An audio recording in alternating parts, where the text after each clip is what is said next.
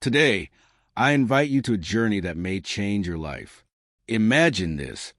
You are standing in the grandest shopping mall in the world. The air is filled with a hum of excitement, the glitter of lights, and the allure of luxury. Everywhere you look, there are promises of happiness, fulfillment, and a better life.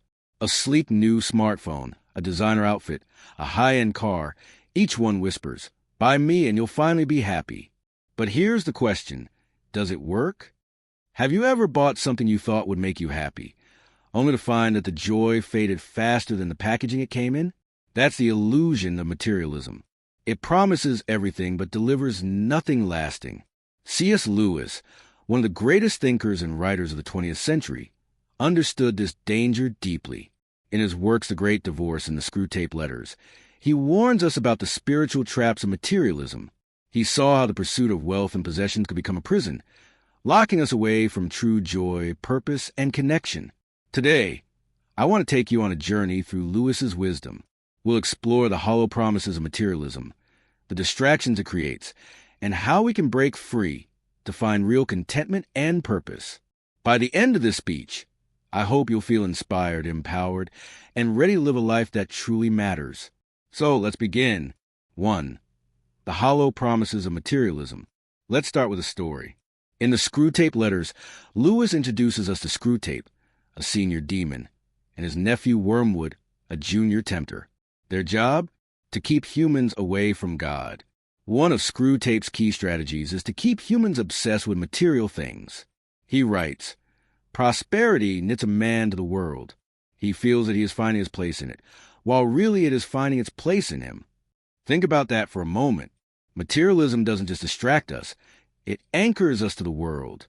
It makes us believe that happiness is just one more purchase away. But here's the truth. Materialism is a mirage.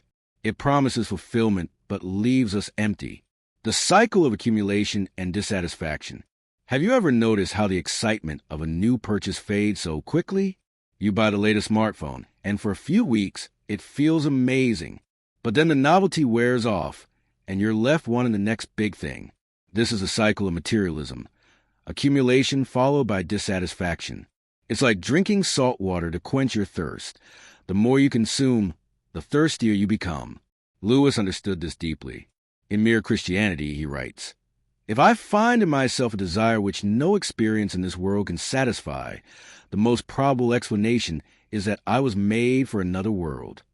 Materialism deceives us by making us believe that we can satisfy a spiritual hunger with physical things.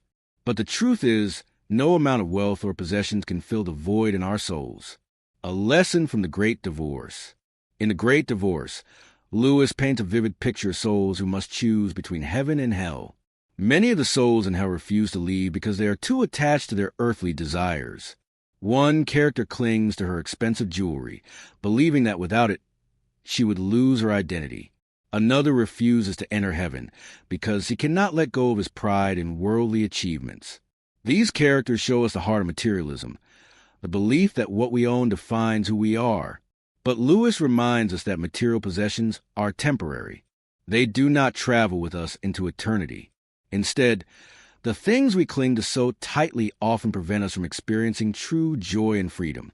Ask yourself, if everything you own was taken away today, who would you be?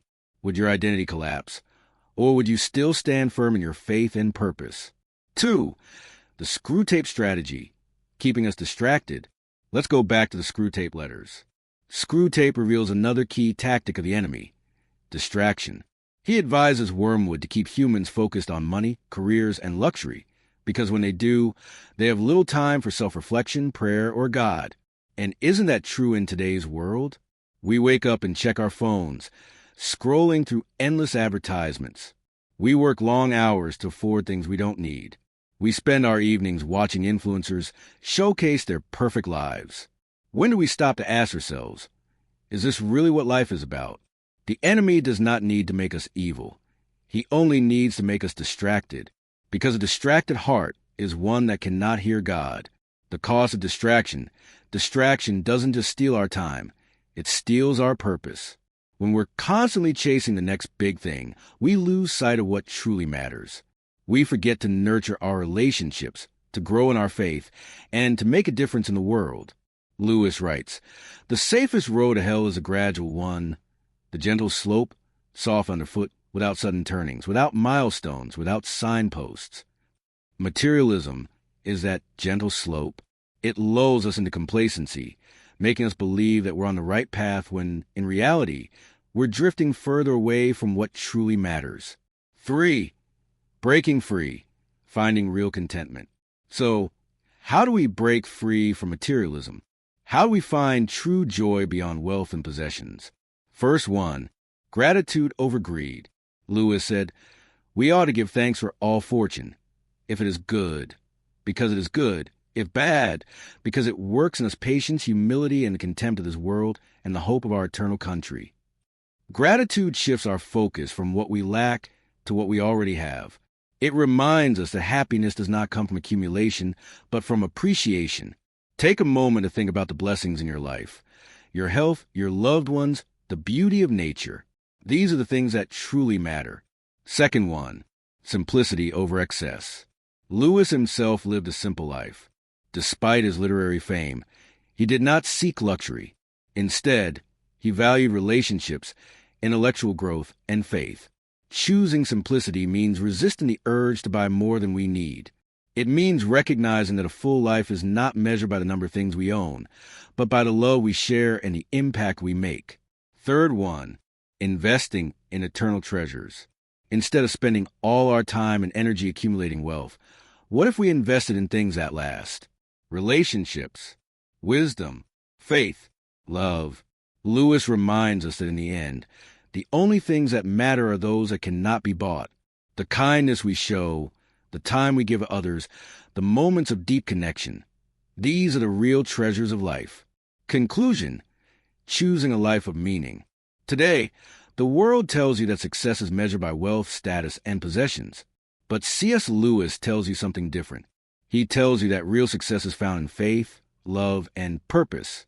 He tells you that material things will fade, but the things of the soul will last forever. So I ask you today, what are you chasing?